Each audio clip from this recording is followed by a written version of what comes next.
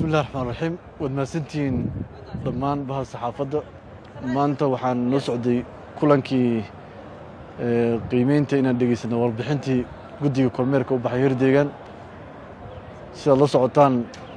وحا مدة شنيتو من عشان كبدن قولada ku maqna iyo magaalooyinka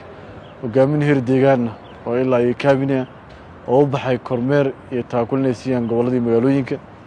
ujeedadan waxa ay saddex arrin ay soo qabtaan kow inay u koogalaan inta adeeg bixinta iyo maamulka suuban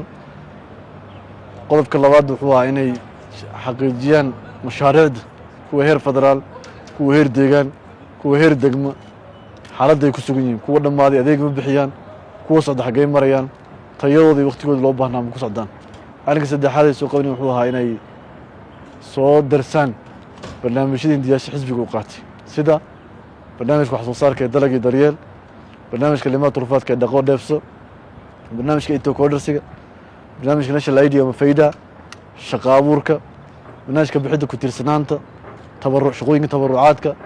shaqooyinka green legacy-ga iyo shaqooyin kale ee xisbiga u qaatay dhinaca dakhliga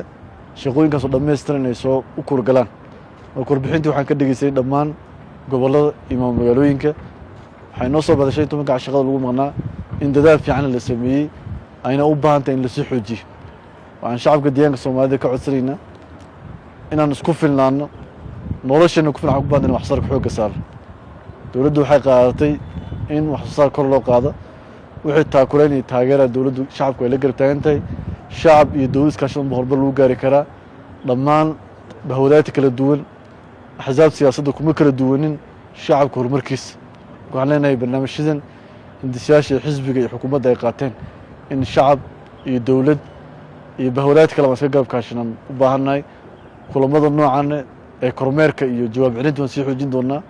warbixinta iyo jawaab celinta waan xoojin doonaa qiimeynta jawaab celinta waan xoojin doonaa waa mahadsantihiin